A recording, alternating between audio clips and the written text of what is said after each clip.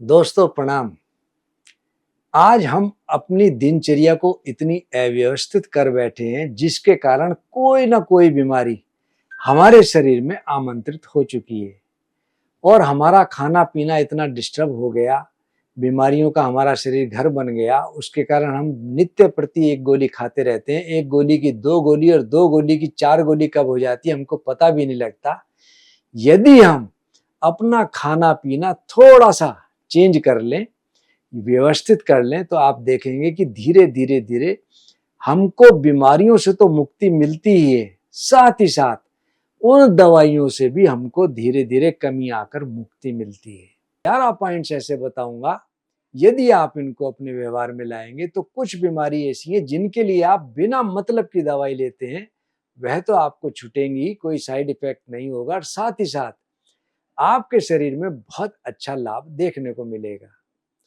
आज आपने देखा होगा कार्बोहाइड्रेट्स बहुत ज़्यादा लेने के कारण शरीर हमारा बहुत ज़्यादा अव्यवस्थित हो गया। दोस्तों, आज के समय में आपने देखा होगा कि कुछ लोग सुबह उठने के बाद भी बहुत ज़्यादा थकान से भरपूर होते हैं।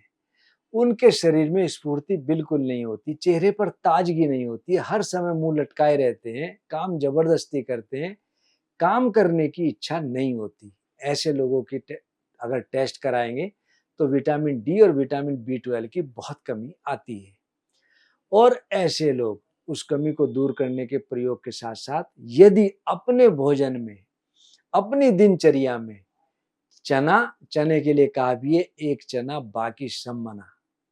चना और गुड़ यदि नियमित रूप से सेवन करें तो थकान दूर होगी, विटामिन बी 12 डी की कमी होगी वह दूर हो जाएगी, साथ ही साथ शरीर स्फूर्तिवान बनेगा। हम हनुमान जी को जो प्रसाद चढ़ाते हैं, आपने देखा होगा कि गुड़ और चने का ही प्रसाद चढ़ाते हैं। हनुमान जी बल बुद्धि के प्रतीक हैं और इसीलिए उनको गुड़ और चने का प्रसाद चढ़ाया जाता है। यदि हम अपनी दिनचर्या में नियमित रूप से गुड़ और चना सेवन करते रहें तो हमारे शरीर में बल बढ़ेगा, कमजोरी दूर होगी, थकान दूर होगी। जो लोग डायबिटिक हैं वह गुड़ का प्रयोग ना करें, वो अपने भोजन में चने का प्रयोग अधिक से अधिक करें। चना किसी भी फॉर्म में लें, मिस्सी रोटी के रूप में ले लें, अंकुरित चने ले लें, चने की दाल ले लें, चने को उबाल करके ले लें, किसी भी तरीके से भुने हुए चने ले लें।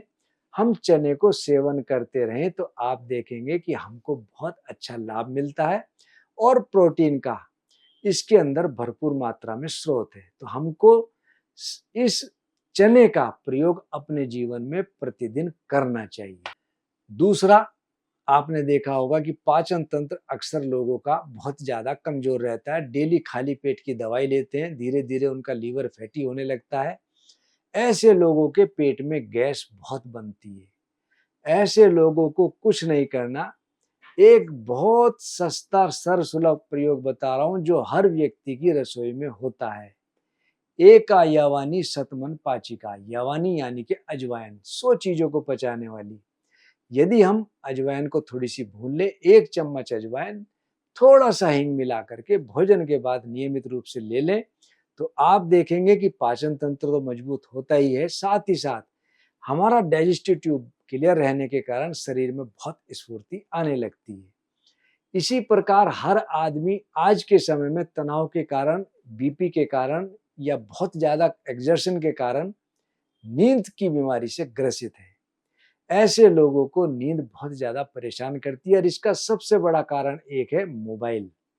हम अक्सर नींद मार करके मोबाइल पे लगे रहते हैं तो धीरे धीरे धीरे हमारी साउंड स्लीप खत्म होने लगती है। ऐसे लोग गुनगुना या ठंडा दूध सोने से पहले सेवन करें तो उनको नींद आने लगती है। या एक अध पका केला ले लें, उसको छीलकर छोटे छोटे टुकड़े काट लें, पानी में खूब उबाल लें और सोते समय इसको चाय की तरह प्रयोग करके लेटें तो केले में पोटाशियम भरपूर मात्रा में होने के कारण हमको नींद बहुत अच्छी आती है। लेकिन साथ ही साथ कुछ बीमारी जैसे कि ब्लड प्रेशर, किसी का ब्लड प्रेशर बहुत हाई रहता हो तो उसको किसी भी और बीमारी के कारण नींद ना आती है तो उस बीमारी का इलाज जरूर करना चाहिए।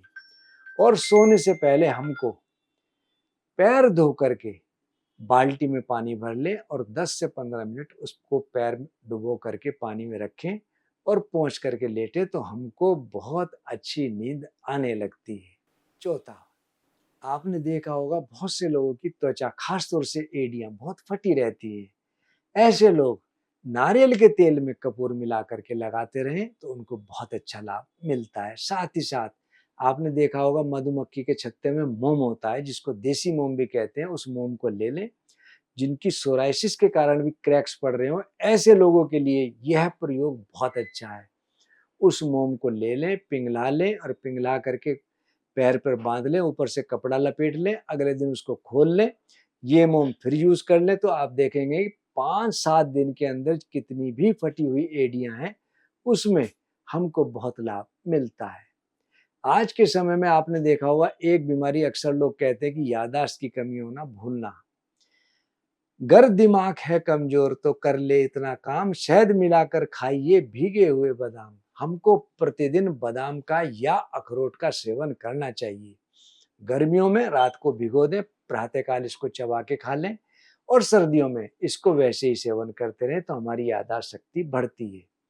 किसी को सर्दी, खांसी, जुकाम बहुत ज्यादा हो रहा हो तो शहद और शहद के अंदर तुलसी के पत्तों का रस और थोड़ा सा 2 से 3 बूंद अदरक का रस, इसको मिला करके सेवन करें, या पानी में तुलसी और अदरक पका लें और उसको उतार लें। गुनगुना रहने पर 1 चम्मच शहद मिलाकर चाय की तरह सेवन करें तो हमको खांसी, जुकाम से इत्यादि से निजात मिलती है। एक समस्या जिसका नाम है मधुमेह, बहुत तेजी से बढ़ रही है। जिन लोगों को मधुमेह हो, दवाई वो लेते रहें जो ले रहे हैं, लेकिन अपने भोजन में करेले की मात्रा बढ़ा दें तो आप देखेंगे धीरे धीरे उनकी शुगर लेवल मेंटेन होती है और उनकी दवाइयों की डोज भी कम होने लगती है। जिन लोगों को खाने के बाद बहुत ज्यादा गैस, एसिडिटी रहती हो, ऐसे लोग भोजन के पश्चात सौंफ और मिश्री का प्रयोग जरूर करें।